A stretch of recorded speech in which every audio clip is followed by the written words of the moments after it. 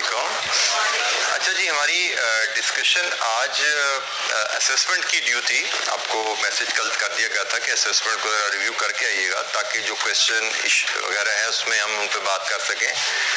तो बताइए जनाब, क्या मसले मसाइल रहे इस असेसमेंट में, किस एरिया पे आपको गाइडेंस चाहिए? क्वेश्चन नंबर 1 हमारा इन्वेंट्री वैल्यूएशन पे था और क्वेश्चन नंबर 2 हमारा था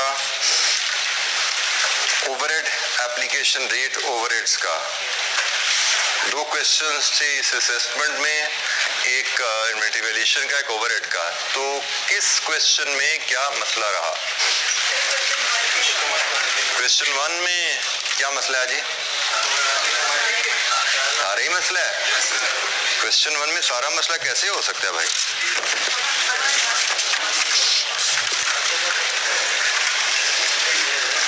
compute the value of closing stock. हमें वैल्यू ऑफ क्लोजिंग स्टॉक चाहिए। पढ़ते हैं जी सवाल को, इस पेपर है क्या, कैसे इसको हल करना है, इस पे बात करते हैं। थोड़ी सी डिटेल में डिस्कशन रखते हैं, रिक्वायर्ड है।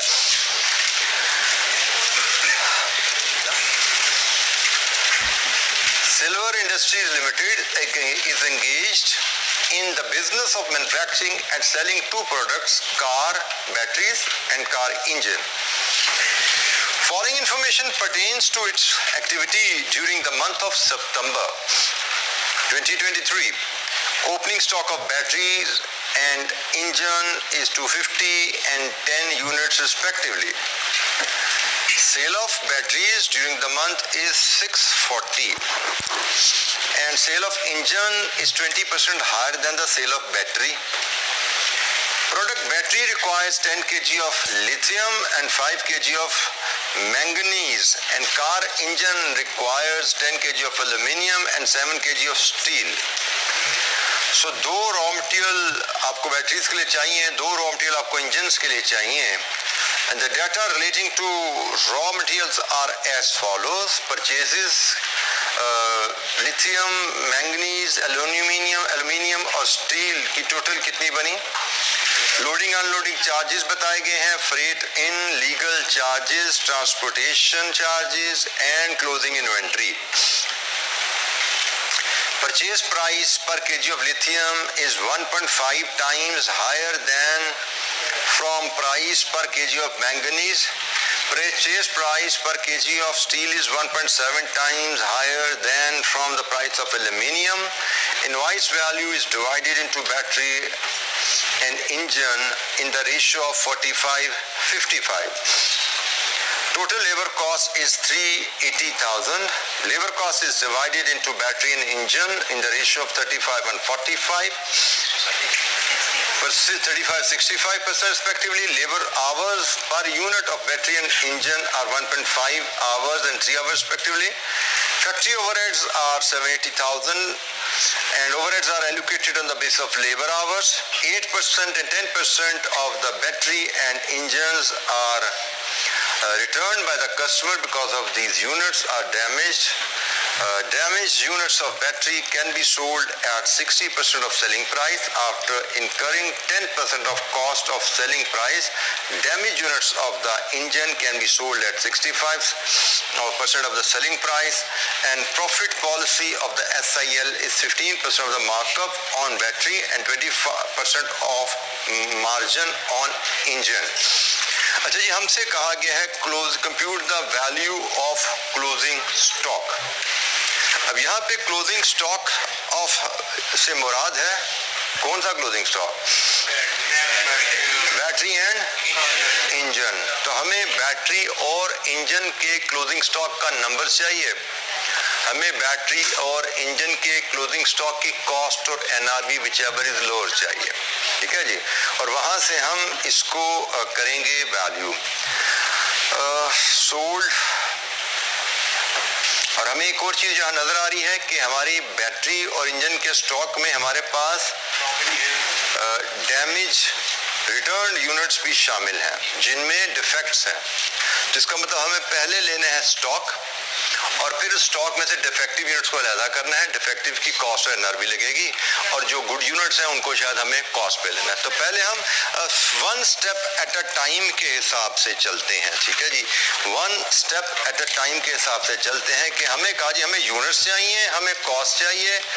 अगर मैं इसको थोड़ा समराइज करूं तो शायद हम असेसमेंट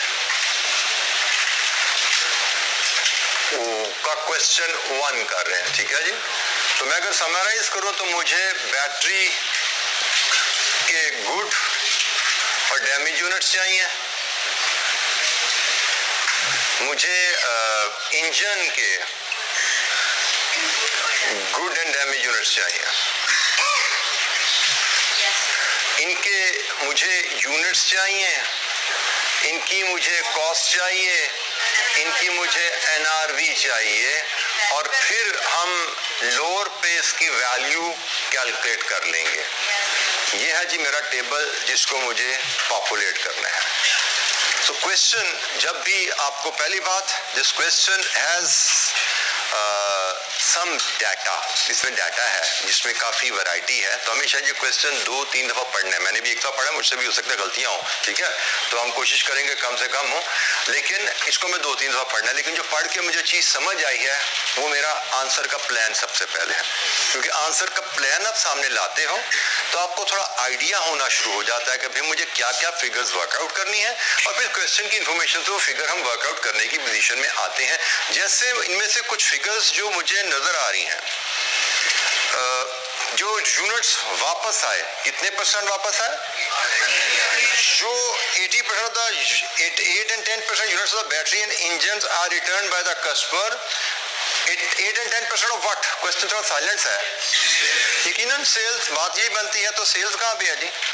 ये आ रही है 640 एंड उसकी सेल 20% आया। तो जनाब हम एक काम करते हैं, हम जाते हैं एक यूनिट्स के लिए वर्किंग वन।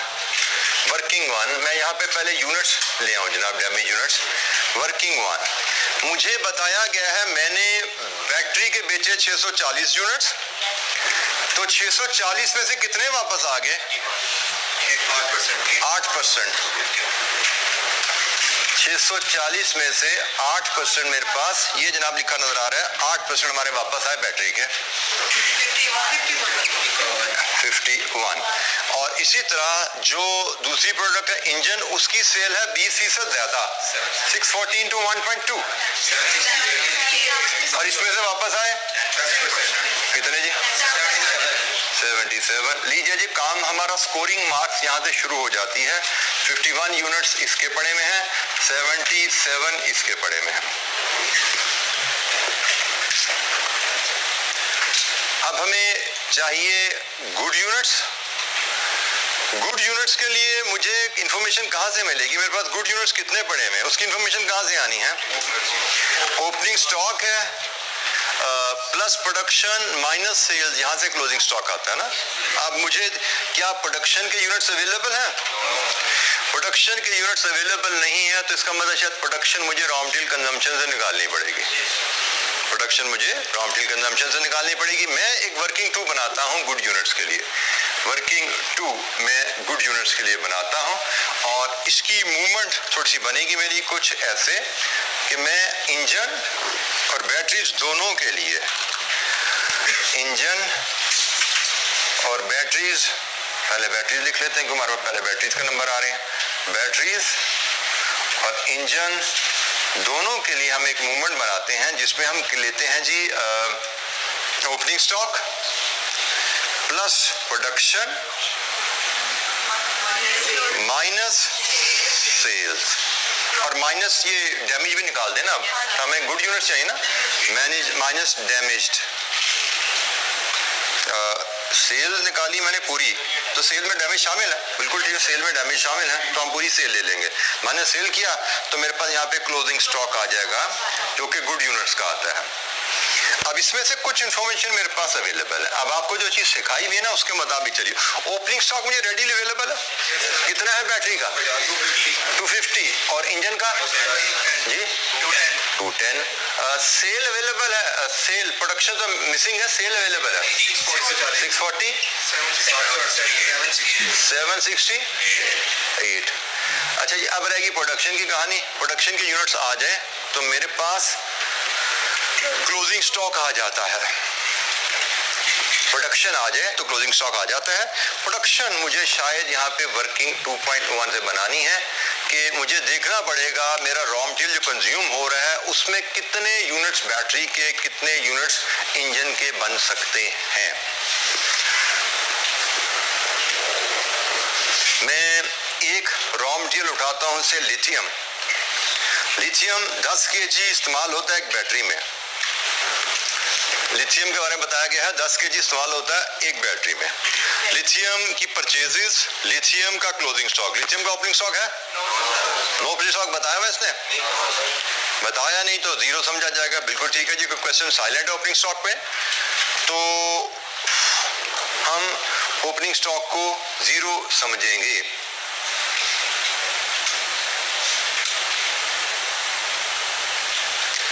तो इसका मतलब हमारे लिथियम इस्तेमाल हुआ 6000 जमा 400 कितना जी, सॉरी माइनस 5600 लिथियम इस्तेमाल हुआ. तो 5600 लिथियम में कितने यूनिट्स ऑफ बैटरी बन सकते हैं? 560. सिंपल कैलकुलेशन है जी. हमने देखा मैं वर्किंग 2.1 पे गया, वर्किंग 2.1 पे गया तो मैंने लिथियम को बेस किया. लिथियम कंजम्पशन मेरे पास जो आ रही है that is 6000 minus 400 it is 5600 और इसको मैं डिवाइड करूं अगर 10 kg से तो मेरे पास 560 यूनिट्स ऑफ बैटरीज मैन्युफैक्चर्ड आ गए, मैन्युफैक्चर या प्रोड्यूस आ गए. लीजिए जी यहाँ पे अब हम 560 5 किलो मैंगनीज से भी कैलकुलेट करके देखना चाहे तो करके देख लेते हैं. 3800 2800 डिवाइड विद 5 सेम. ठीक है. अच्छा यहाँ पे अच्छा जरा साइंस देखिए, हो सकता है फर्क आ जाए तो जो फर्क आ जाएगा तो जो कम होगा यूनिट्स वो लेके चलेंगे, जो कम यूनिट्स होंगे वो चलेंगे. यहाँ पे दोनों में सेम आ रहा है बाय द वे. मैंने मुझे वैसे कर लेना चाहिए था. चले मैं अगर इसके पैरेलल दूसरी भी करके देखूं जस्ट फॉर योर मेमोरी तो हमारे पास just for your learning manganese 3000 minus 200 2800 इस्तेमाल हुआ और 5 kg के हिसाब से ये भी आ रहा है. और हम बात ये कर रहे हैं कि हमें करना दोनों ही चाहिए थे. वैसे मैंने गलती की, मुझे दोनों करने चाहिए. जो यहाँ पे यूनिट्स कम है उसको लेके आगे चलना है. ठीक है. तो 560 हम लेके यहाँ पे चलेंगे आगे. बैटरी के बनेंगे जनाब 560 यूनिट्स. इसी अंदाज में हम इंजन को देखते हैं. इंजन का रॉ मटेरियल एल्यूमिनियम पकड़ लेते हैं. एल्यूमिनियम कितना यूज हुआ, एल्यूमिनियम इस्तेमाल कितना होता है 10 kg. तो वर्किंग इसी वर्किंग की कंटिन्यूशन में हम एल्यूमिनियम की बात करते हैं. एल्यूमिनियम की कंजम्पशन हमारी कितनी है? 8000 माइनस 180 7820. इसको डिवाइड करो 10 से 782. अब बाय द वे इसमें हम दूसरा भी ट्राई कर लेते हैं. दूसरा क्या है? स्टील. स्टील कितना है जी अवेलेबल? 5600 माइनस 126 74 और यूनिट कितने पर केजी? 782 आ रहा है ये भी. ठीक है जी. तो लीजिए जी ये हमारे पास 782 आ गया. अब यहाँ से देख लीजिए क्लोजिंग स्टॉक 170 224 170 and 224.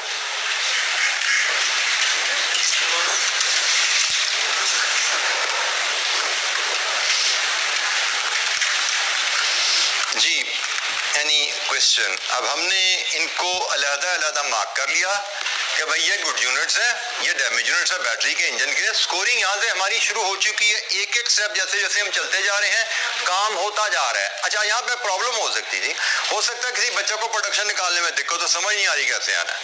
तो मैंने क्या सिखाया हुआ है? अदम चले लो भाई 1000 इसके बना 1000 इसके बना, आगे चलो. क्योंकि नंबर आपको इनके नंबर लेना है, इनके नंबर लेना है, इनके नंबर लेना है. तो तो ये नहीं कि हमने ये नंबर इसके नहीं है, सारा सवाल 15 नंबर इस वैल्यू के नहीं है भाई। ये हमने 1 2 3 4 5 6 7 8 तो नहीं, खैर यहाँ पे कॉस्ट तो सेम ही होगी, तो एनआरबी को 3 4 आएंगी, को 10 12 वैल्यूज निकालनी जिनसे 15 नंबर इकट्ठे होने हैं। तो जो वैल्यू आपको समझ आ रही कर दो, जो नहीं समझ आ रही इसको ज़ूम करो, क्वेश्चन को यहाँ तक पहुंचाओ, क्वेश्चन को यहीं पे लाके खत्म करना है आपने। बीच में कुछ आता है कुछ नहीं आता, जो आता है करते जाओ, जो नहीं आता वैल्यू ज़ूम करके आगे लेके चलते जाओ, क्वेश्चन इधर खत्म करना है। This is the habit that you need to develop. तो कितने बच्चों ने सवाल को यहाँ पे खत्म किया था, बल्कि मैं ऐसा कहता हूँ कितने बच्चों ने सवाल बीच में छोड़ दिया था? देखा ना, ज्यादातर बच्चों ने सवाल बीच में छोड़ा हुआ। अब क्या हो सकता है कि आपको क्या ये शेड्यूल भी नहीं बना पाए थे आप? ये शेड्यूल तो हमने क्लास में बनाया हुआ है, ये शेड्यूल बना लिया था, तो फिर फिल क्यों नहीं किया? बेटा मसला आएगा, किसी को यहाँ आएगा, किसी को यहाँ आएगा, किसी को यहाँ आएगा, मसला तो आएगा। यही तो समझाया भाई, यहाँ मसला है, अजम्पशन लेके पहुंचना यहाँ पर ही है। जहां मसला है बेशक पूरा टेबल ही फेक बना दो भाई, लेकिन टारगेट यह है कि टेबल पूरा करना है। टेबल सोच लिया, जब सोच लिया तो फिर टेबल पूरा करना है। This should have been your target, बीच में नहीं छोड़ना काम। और यही प्रॉब्लम है, पास और फेल का डिफरेंस यही आदत डालेगी। टेस्ट में असेसमेंट में बैठने का मकसद ही यह है कि इस स्किल को मास्टर किया जाए, कि जो आता है किया जाए, जो नहीं आता दमचा ले लिया जाए। मैं नहीं कहता परफेक्ट 15 में से 15 लो भाई, 15 में से 12 आ जाए, 10 आ जाए, 8 आ जाए, कोई बात नहीं, लेकिन असल चीज है स्किल सीखो कि क्वेश्चन को पूरा करना है। जी जनाब, और क्या चैलेंज है इसके आगे? जी बेटा,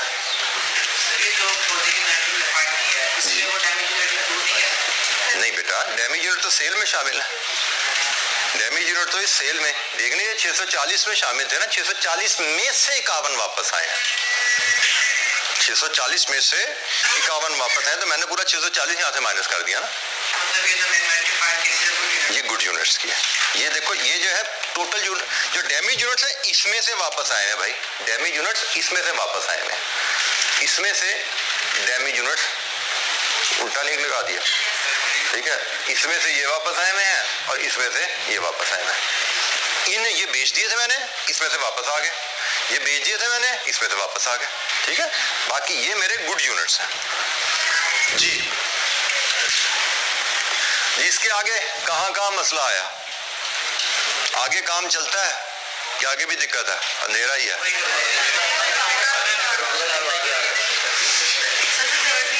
जी बेटा, छोड़ दिया था, यही तो बेटा गलत बात है। क्वेश्चन छोड़ना ही तो नहीं होता, और फिर अगेन छोड़ दिया था तो उसके बाद आपको मार्क होके मिल गया, आंसर मिल गया, वहां पे टक्करें मारनी थी, उसमें से देखना था क्या गलतियां की, क्या समझ नहीं आया, कहाँ छोड़ा। जो एक्टिविटी मैं चाहता हूं आपके साथ करना, कि आप खुद थोड़ा टकरे मार के गलतियां कर दी आपने, अब आपको मार्कशीट मिल गई, आंसर मिल गया, अब देखो मैं कहाँ फंसा था, मुझे क्या क्या करना चाहिए था जो मैं नहीं कर पाया, वो सीखिए। और फिर जो ट्रीटमेंट समझ नहीं आए उसको क्वेश्चन को क्लास में लेके आइए। आपने तो मुझे पढ़ने पा दिया यहाँ पे, ठीक है, तो मैं आई वॉज नॉट प्रिपेयर्ड कि मैं ये सवाल सारा करना है, तो मुझे पढ़ना पड़ेगा, फिर मैं आपको कराता हूँ आगे।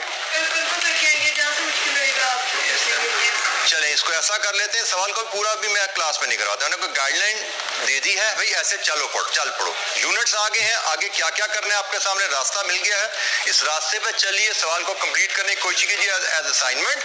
और फिर जो इशू होगा कल हम फिर डिस्कस कर लेंगे, भाई अभी ये मजीद इशू आ रहे हैं, ये चीजें मैं समझ नहीं आई, ठीक है, उस पर मजीद दोबारा बात करेंगे। बट आई वॉन्ट कि यू अप्लाई योर माइंड, कुछ थोड़ा जहन इस्तेमाल करो, खुद ही वर्जिश करो जहनी, ताकि आपका जहन भी थोड़ा सा खुले। जी बेटा, क्वेश्चन करें।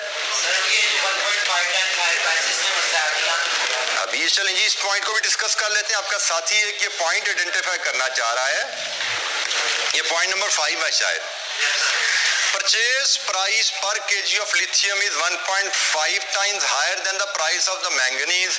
Purchase price per kg of the steel is 1.75 times higher than from the price of aluminium. Invoice value is divided into battery and engine in the ratio of 45 and 55.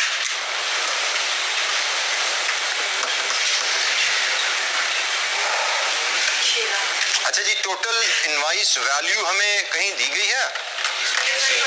कहाँ पे है? 6 लाख। अब जरा तवज्जो से देखिएगा, ये 6 लाख की इनवाइस वैल्यू। हमने आगे सारी बात आपने जाना ना, तो आपने बैटरी की कॉस्ट बनानी है। बैटरी बनाने में हमारा खर्चा कितना आया, जिसमें से लिथियम और मैग्नीज निकलेगा। मैं चले प्लान आपसे शेयर कर लेता हूँ। आपको लिथियम जो कंज्यूम हुआ वो निकालना पड़ेगा। वो कैसे निकलेगा? परचेज की कॉस्ट माइनस क्लोजिंग स्टॉक, तो कंज्यूम्ड आ गया।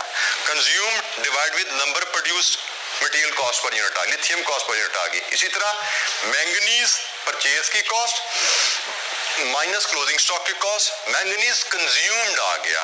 Consume divide with units produced per unit आ गया। लिथियम, मैंगनीज और नीचे से labour and overheads. Labour and overhead की कहानी भी नीचे से दी हुई है, कैसे आपने कैलकुलेट करनी है। तो यहां से आपकी कॉस्ट पर यूनिट आएगी बैटरी की। वो बैटरी गुड है या डैमेज है? कॉस्ट तो सेम होती है ना भाई, कॉस्ट तो सेम रहेगी। हम पहले बात कर चुके हैं सवालों में। तो यहां से इसी तरह आपने इंजन की कॉस्ट पर यूनिट, एल्यूमिनियम और स्टील दो मटेरियल बनेंगे, और नीचे से लेबर ओवरहेड की डिटेल है, कॉस्ट पर यूनिट आएगी, ये कहानी भी हो जाएगी। एनआरवी आप सिर्फ डैमेज यूनिट्स के लिए ले लोगे, वो कहानी बन जाएगी। इशू जो बच्चे ने आपके पॉइंट आइडेंटिफाई किया वो ये है, वो इस कॉस्ट की तकसीम है। हमें उसने कहा कि भाई ये जो इनवाइस वैल्यू है, इसको हमने 1, 2, 3, 4 इन यूनिट्स में, इन प्रोडक्ट्स में, इन रॉ मटेरियल में तकसीम करना है। तभी हमें लिथियम की कॉस्ट पर केजी सप्लायर ने जो इनवाइस किया है, मैंगनीज की cost per KG, aluminium and steel की कॉस्ट पर केजी मिलेगी। अब you just have to follow the steps. उसने कहा है कि ये जो इनवाइस है ये डिवाइड होती है बैटरी और इंजन में 45 और 55 रेशो में। बैटरी इंजन से मुराद लिथियम मैंगनीज 45, एल्यूमिनियम स्टील 55, यही है ना। ये दो बैटरी बनाने में इस्तेमाल होते हैं, ये दो इंजन में इस्तेमाल होते हैं। तो उसने कहा जी जो सप्लायर से इनवाइस आती है 45-55 की रेशो में तकसीम हो जाती है। चलें जी 45-55 में हम तकसीम कर देते हैं। वैसे तो पता नहीं इससे आगे जाना था कि नहीं जाना था, लेकिन हम 45-55 में इसको पहले तकसीम कर देते हैं। हमने कहा जी 6 लाख है, इसका बैटरी और इंजन में 45% एंड 55%, कितनी बनी?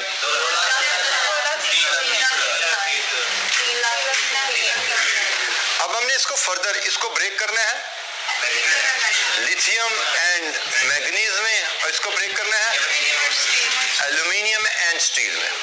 यही चाहिए जी हमें।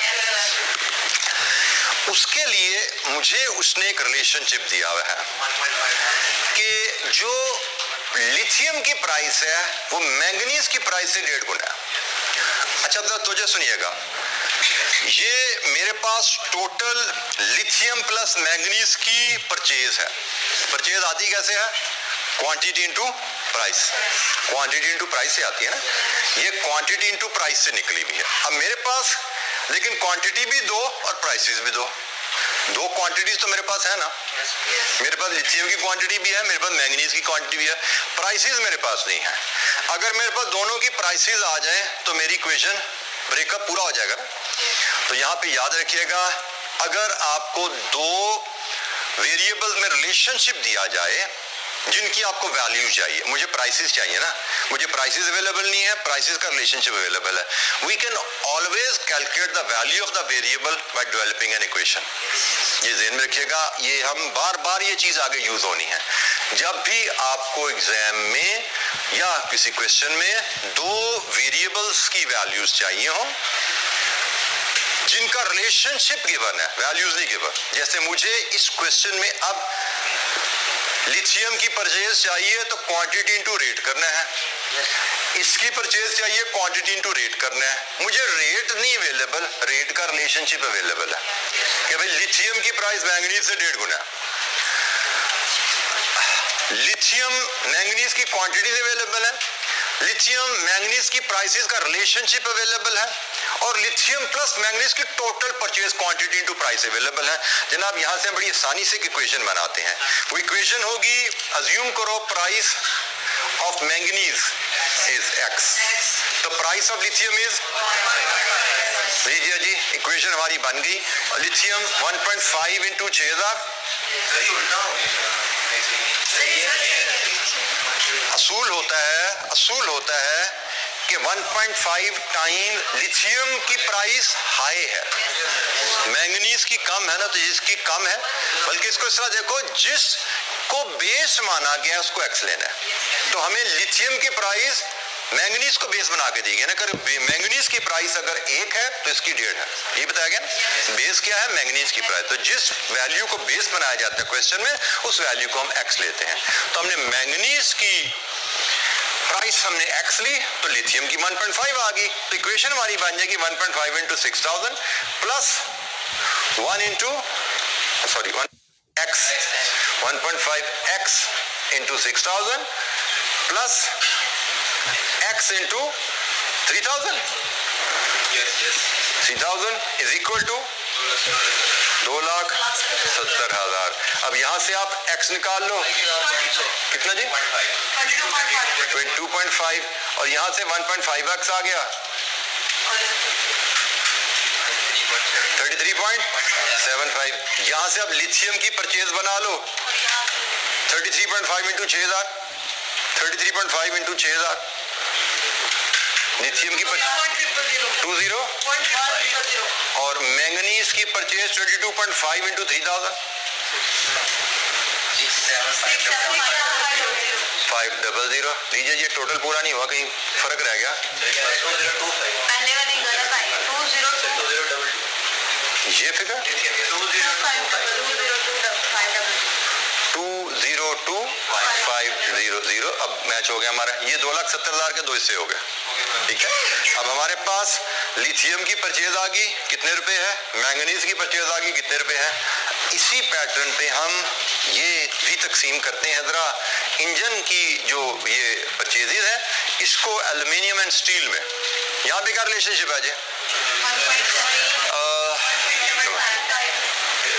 स्टील की price 1.5 time higher than the price of aluminium. Base क्या बना? एल्यूमिनियम। बेस इज एल्यूमिनियम, तो एक्स क्या आएगा? Aluminium. Price of aluminium is x. अगर प्राइस ऑफ एल्यूमिनियम एक्स है, तो प्राइस ऑफ स्टील क्या होगी? 1.75x। तो यहां से इंजन का जो रॉ मटेरियल है, इसकी इक्वेशन क्या बनेगी? Aluminium 8000x plus steel 5600 into 1.75x is equal to 3,30,000। यहाँ को आप सॉल्व कीजिए फॉर x। यहाँ से x क्या आ रहा है? 1.85। 1.75x क्या आ रहा है?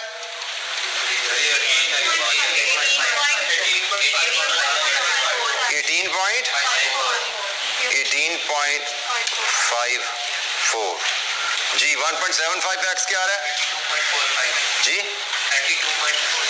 32.45 लीजिए जी।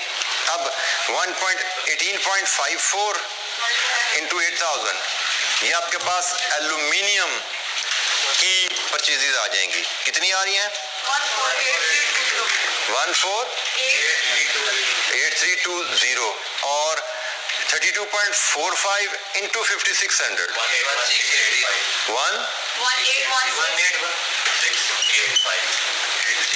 टोटल इसका करके देखिएगा। राउंडिंग ऑफ शायद कहीं हुई है, लेकिन लगभग मुझे ठीक ही फिगर लग रही है। राउंड ऑफ एग्जैक्ट मैच हो रहा है।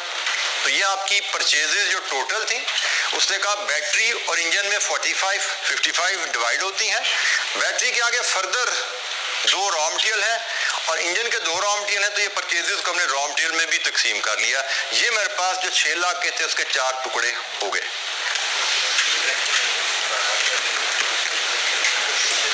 जी, एनी क्वेश्चन?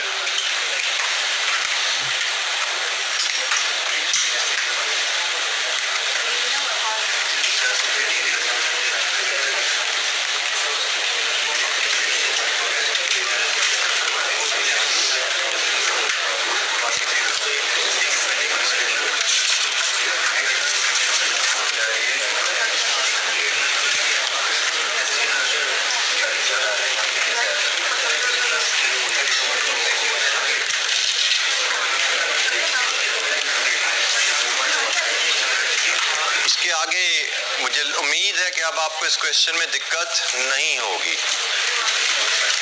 जी, क्वेश्चन नंबर 1 को हमने डिस्कस किया। क्वेश्चन नंबर 1 को कंप्लीट कीजिएगा, कोई चैलेंज होगा मजीद डिस्कस करेंगे।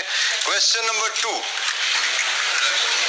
क्वेश्चन नंबर 2 में कोई इशू जनाब, कोई चैलेंज? ओवरहेड का क्वेश्चन था, ये तो रिलेटिवली स्ट्रेट फॉरवर्ड ही था, बट स्टिल किसी बच्चे को कोई क्वेश्चन नंबर 2 में कोई चैलेंज आया तो पूछिए जनाब।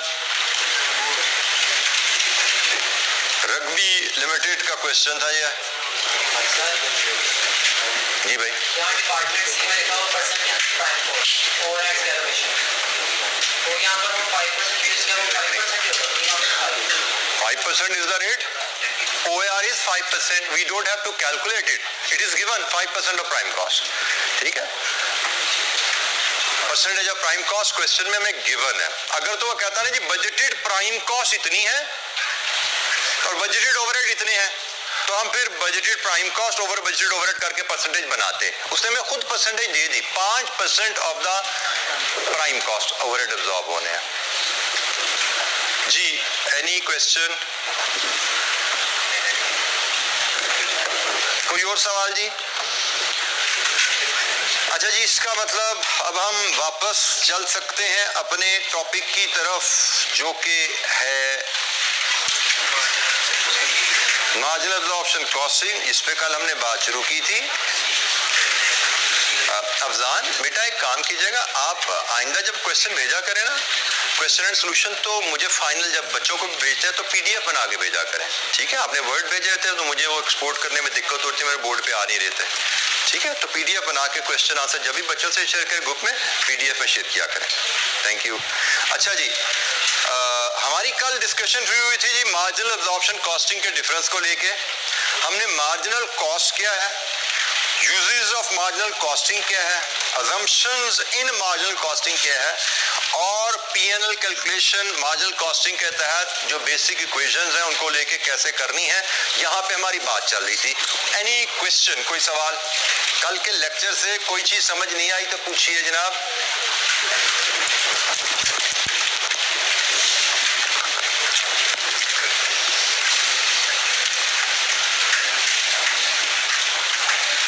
इलस्ट्रेशन 1 और 2 कल हमने कर ली थी। आज हम इलस्ट्रेशन 3 पे चलते हैं। Illustration number 3, Zafar manufacturing. Requirement है कि इलस्ट्रेशन 3 में हमारे पास prepare income statement using the principle of marginal costing for the month of March and April। 2 महीने की इनकम स्टेटमेंट बनानी है जी हमें।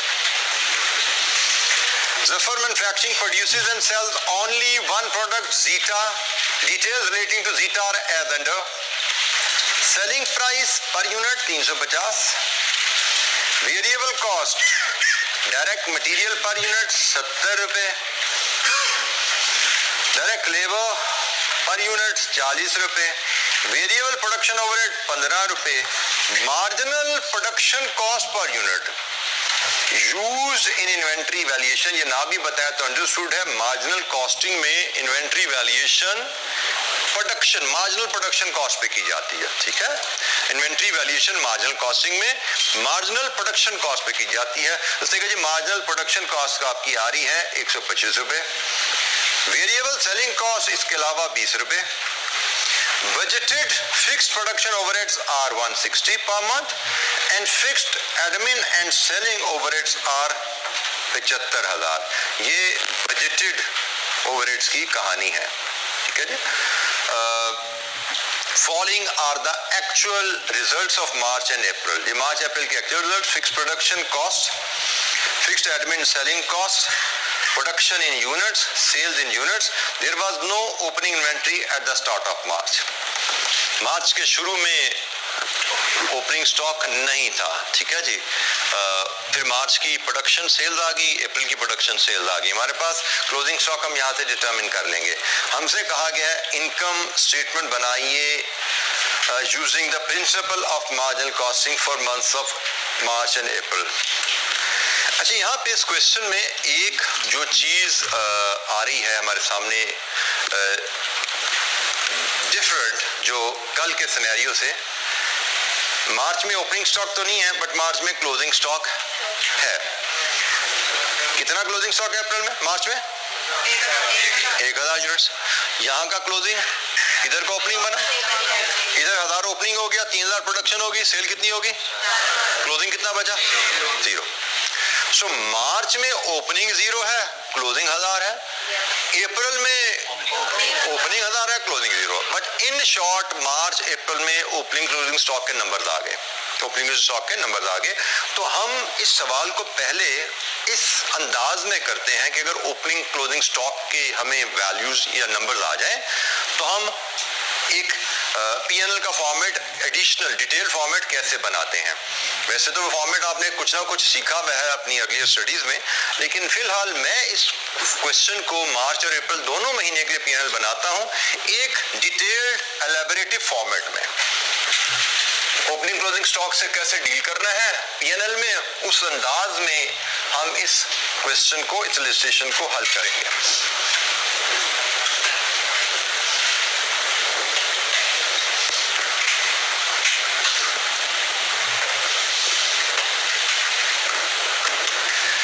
इलस्ट्रेशन नंबर 3 की हम बात कर रहे हैं जी, और मार्च एंड अप्रैल 2 पीएनएल हमारे बनने हैं।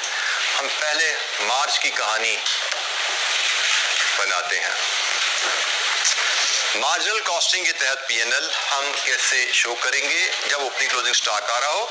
We start with the sale. मैं सेल से बात शुरू करता हूं, तो इसमें से लेस करूंगा मैं वेरिएबल कॉस्ट ऑफ सेल्स, जो कि निकलेगी कुछ वैल्यूज को इस्तेमाल करके। जैसे पहले मैं लूंगा ओपनिंग स्टॉक, इसमें ऐड करूंगा, बेटा यह परचेजेस नहीं, मैन्युफैक्चरिंग ऑर्गेनाइजेशन है, दिस इज मैन्युफैक्चरिंग ऑर्गेनाइजेशन, तो मैं यहाँ पे लिखूंगा वेरिएबल प्रोडक्शन कॉस्ट।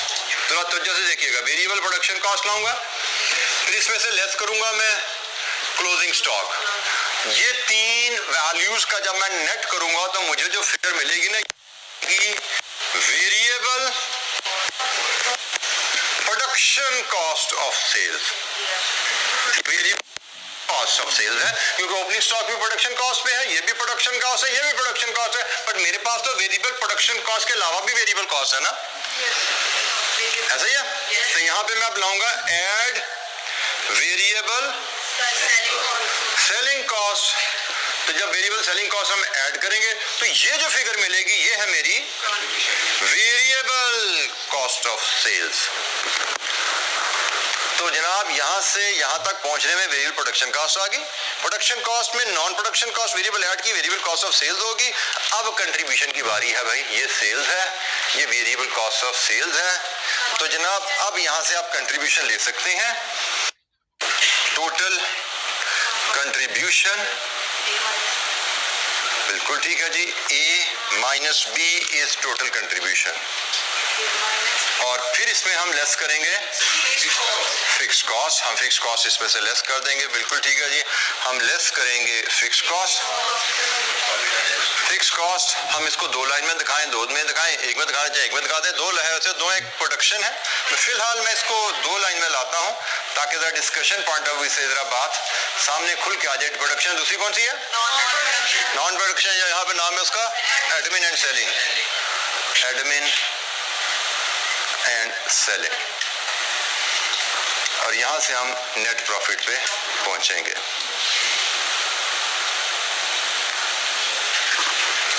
अच्छा जी, मार्च के लिहाज से अब डाटा फीड करते हैं। मार्च में सेल्स यूनिट्स इनटू प्राइस, कितने यूनिट्स मार्च में कितने यूनिट बेचे? 2500। प्राइस क्या है? 350। तो जनाब यहीं पे मैं वर्किंग करता हूँ, 2500 इंटू 350, 8,75,000 मार्च की मेरी सेल आ गई। मार्च में ओपनिंग स्टॉक है 0। मार्च में वेरिएबल प्रोडक्शन कॉस्ट, मार्च में कितने यूनिट्स बनाए? 3500। और variable production cost per unit कितनी है? 125। 3500 यूनिट बनाए मार्च में, और वेरिएबल प्रोडक्शन कॉस्ट 125 है। तो जनाब वेरिएबल प्रोडक्शन कॉस्ट मेरी 3500 इंटू 125 4,37,500। फिर मेरे पास क्लोजिंग स्टॉक बचा, कितना बचा मार्च में? 1000 यूनिट्स। क्लोजिंग स्टॉक किस पे वैल्यू होगा? 125 पे। मार्जिनल कॉस्टिंग फॉलो कर रहे हैं। तो हमारी production cost, marginal production cost 125 है, क्लोजिंग स्टॉक भी 125 पे ही वैल्यू किया जाएगा। 1000 यूनिट्स इंटू 125, 1,25,000। ये यहाँ से चार्ज कम कर दीजिए। अब बताइए variable production cost of sales 5,12,500 कहाँ से हो गया भाई? माइनस करना है 3,12,500। अब आइए वेरिएबल सेलिंग कॉस्ट के ऊपर। वेरिएबल सेलिंग कॉस्ट है, इसका ताल्लुक यूनिट सोल्ड से जुड़ता है। ठीक है, कितनी है? 20 रुपए पर यूनिट। किससे मल्टीप्लाई करेंगे? 2500 से। तो वेरिएबल सेलिंग कॉस्ट हमारी जनाब 20 रुपए इंटू 2500, 50,000। आगे जनाब ये कॉस्ट, इसको ऐड कर लोगे तो वेरिएबल कॉस्ट ऑफ 3,62,500। और अब आइए कंट्रीब्यूशन के ऊपर।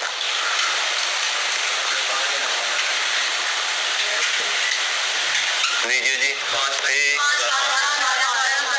5,12,500। अब आइए मार्च की फिक्स कॉस्ट प्रोडक्शन की 1,50,000। Admin selling 78,000। लीजिए जी, नेट प्रॉफिट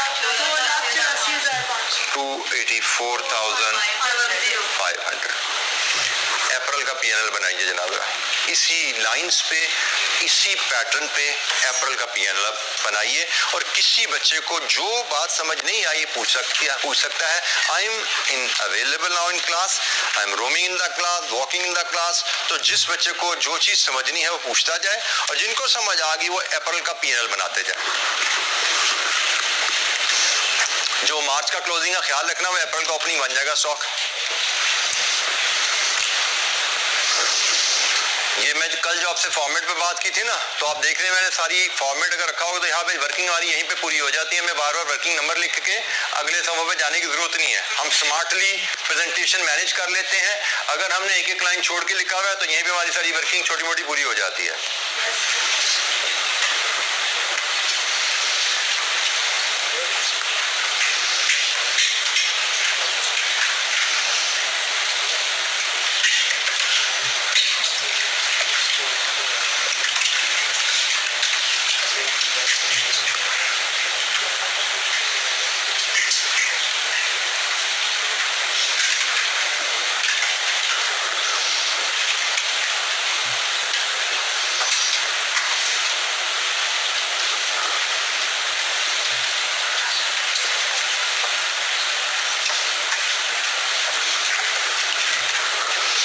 अप्रैल की सेल कितनी है? Value revenue 1.4 million. अप्रैल में ओपनिंग स्टॉक है 1,25,000 का। अप्रैल की प्रोडक्शन कॉस्ट कितनी है? Units produced into variable production cost 3,75,000। और अप्रैल का closing stock 0। Variable production cost of sale 5 lakh होगी जनाब। और वेरिएबल सेलिंग कॉस्ट कितने यूनिट्स बेचे इंटू 20? 80,000। टोटल हो गया वेरिएबल कॉस्ट ऑफ सेल्स का 5,80,000। कंट्रीब्यूशन कितना बचा? 8,20,000। और प्रोडक्शन की फिक्स कॉस्ट 1,55,000। एडमिन की 75,000। 5,90,000 ये है जी प्रॉफिट हमारे पास अप्रैल का। तो मार्च का पीएनएल, अप्रैल का पीएनएल, दोनों पीएनएल आपके सामने हैं। कोई चीज समझ नहीं आई तो पूछिए।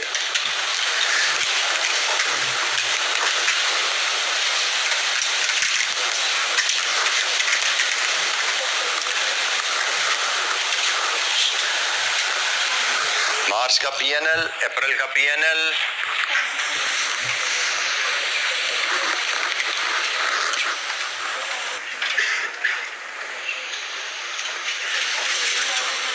जी एनी क्वेश्चन?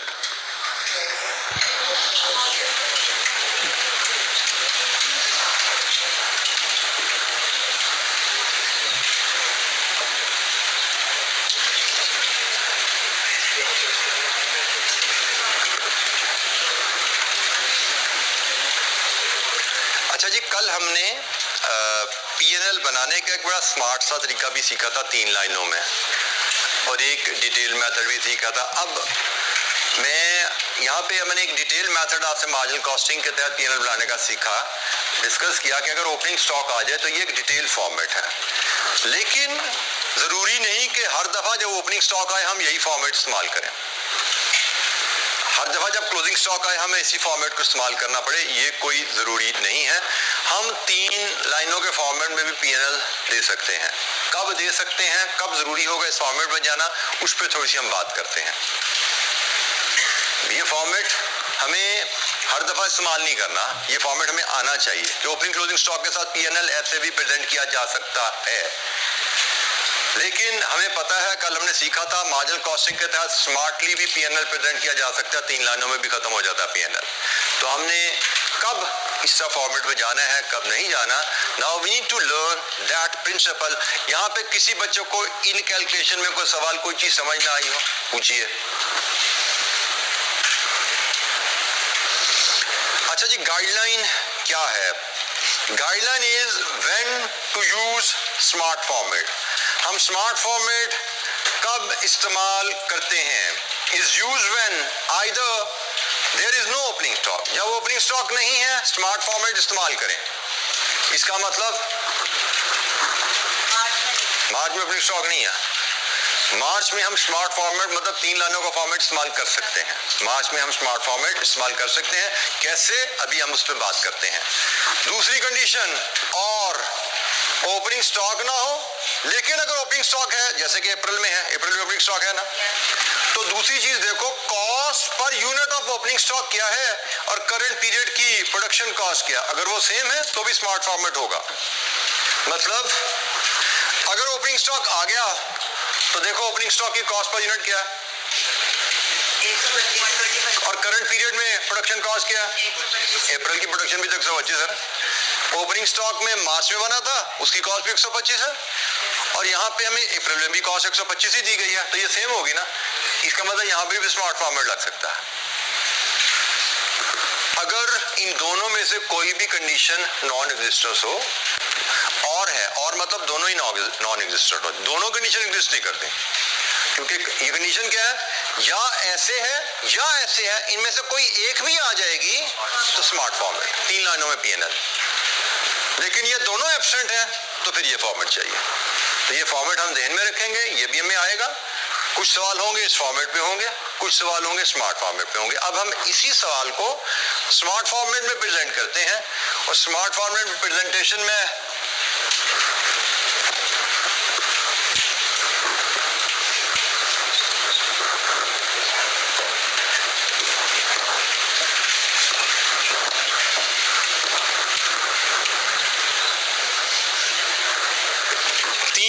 लाइंस में हम इसको खत्म करेंगे स्मार्ट फॉर्मेट में,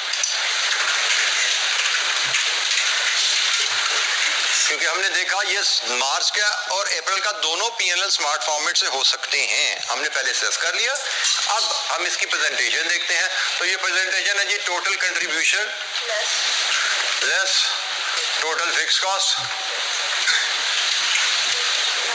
is equal to net profit. By the way, मैं टोटल फिक्स कॉस्ट को यहाँ पे भी इकट्ठा कर सकता था, मेरे पे कोई कैद नहीं थी, मैं चाहता तो यहाँ पे भी इकट्ठा कर सकता था। ये सिर्फ मैंने आपको एक दिखाने के लिए अलग किया, इसको यहाँ पे भी अलग करना जरूरी नहीं था, यहाँ पे भी इकट्ठा हम शो कर सकते थे। ठीक है, मैं फिक्स कॉस्ट लिखता यहाँ पे 150 जमा 78,000, मैं सीधा यहाँ पे इसकी जगह 2,28,000 लिख देता तो भी मेरा काम हो जाता है। ठीक है, मैं ऐसे भी कर सकता था। मैंने सिर्फ आपको एक होता है एलैबोरेट करने के लिए भी प्रोडक्शन नॉन प्रोडक्शन सारी सेलिंग फिक्स कॉस्ट यहाँ लानी है। ठीक है, उसके लिए मैंने अलग किया, अदरवाइज मैं यहाँ पे भी थोड़ा सा टाइम बचा सकता था। बट एनीवे इधर मैं बिल्कुल ही हर लिहाज से एफिशिएंट वेज में काम करने की कोशिश कर रहा हूँ। तो जनाब मार्च एंड अप्रैल टोटल कंट्रीब्यूशन क्या होता है? टोटल कंट्रीब्यूशन कंट्रीब्यूशन पर यूनिट्स इनटू यूनिट सोल्ड। तो यूनिट सोल्ड मार्च के हैं 2500 और contribution per unit working one से बताओ मुझे करके क्या आ रहा है? वर्किंग वन से contribution per unit price per unit 350 minus 125 production की और 20 सेलिंग की 205। ये है जी मेरा कंट्रीब्यूशन पर यूनिट। 125 प्रोडक्शन की वेरिएबल कॉस्ट है और 20 सेलिंग की। All variable cost are deducted in arriving at contribution. तो 205 से मल्टीप्लाई करो 5,12,500। लीजिए जी वही कंट्रीब्यूशन जो इतनी लंबी कहानी के बाद यहाँ निकला था ना, हम एक लाइन में वहां पे पहुंच गए, एक स्ट्रोक में एक लाइन में हम वहां पे पहुंच गए, जो इधर हमने 5,12,000 इतनी लंबी कहानी के बाद निकाला था। अब हम एग्जाम में क्वेश्चन का फॉर्मेट डिसाइड करने से पहले सोच लिया करेंगे भाई ऐसे या ऐसे, क्योंकि जमीन आसमान का फर्क है टाइम में। अगर एक सवाल ऐसे हो सकता है तो ऐसे ऐसे करना टाइम जाया, मतलब नंबर पूरे हैं, बट जो काम 2 मिनट में हो सकता है तो 10 मिनट क्यों लगाए हम? तो इसे हम always will take a pause और सोचेंगे भाई ऐसे करें कि ऐसे करें, क्योंकि अगर ऐसे सवाल हो सकता है तो we have to go for this method. ये will take too much time. Contribution, इसके बाद फिक्स कॉस्ट हम इसकी शो करेंगे यहाँ पे वर्किंग में ही 150,000 प्लस 78,000 2,28,000। लीजिए जी 284,500 सेम प्रॉफिट। 3 लाइन में हमारा पीएनएल खत्म हो गया, जो पूरा सफा भरा हुआ था हमारा 284,500। ये जो मैंने पूरा सफा भरा था 3 लाइन में मार्च का पीएनएल, और यही 3 लाइन में हम अप्रैल का पीएनएल यहाँ दे सकते हैं। अप्रैल का पीएनएल देखेंगे तो वो बनेगा आपका 4,000 यूनिट्स इंटू 205। कंट्रीब्यूशन तो सेम है 8,20,000। ये वही कंट्रीब्यूशन है जो हमने यहाँ पे इतनी लंबी कहानी के बाद इधर निकाला था। सेम कंट्रीब्यूशन एक लाइन में हम ले सकते हैं। और फिक्स कॉस्ट यहाँ पे आएगी 1,55,000 जमा 75,000 2,20,30,000 2,30,000। और मैंने कौन से पैसे पे कर दिए भाई पीछे पड़ के मेरे 5,90,000। लीजिए जी हमारा पीएनएल कंप्लीट। सो मार्जिनल कॉस्टिंग के तहत पीएनएल ऐसे शो करें या ऐसे शो करें। These are the deciding point। Deciding point ये है जी हमारे पास। इनमें से कोई एक भी कंडीशन एग्जिस्ट करेगी और का मतलब ये हो जाए या ये हो जाए, आप स्मार्ट फॉर्मेट पे जा सकते हैं और हमें जाना चाहिए, क्योंकि it will save our lot of time. हमारा बहुत सा टाइम बचेगा फॉर्मेट स्विच करने से।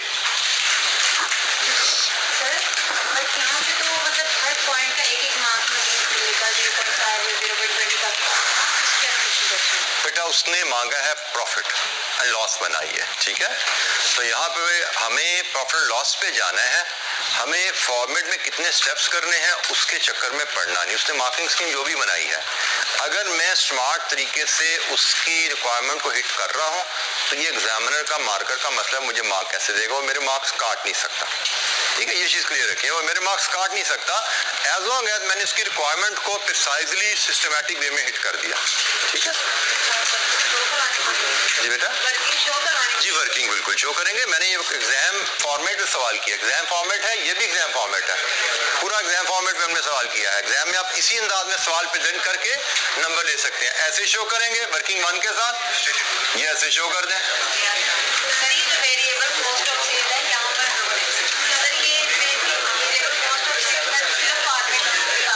वेरिएबल कॉस्ट ऑफ सेल बेटा वेरिएबल कॉस्ट ऑफ सेल्स का फॉर्मेट ये है ना, यहाँ से लेके यहाँ तक, ये आपकी वेरिएबल कॉस्ट ऑफ सेल्स है,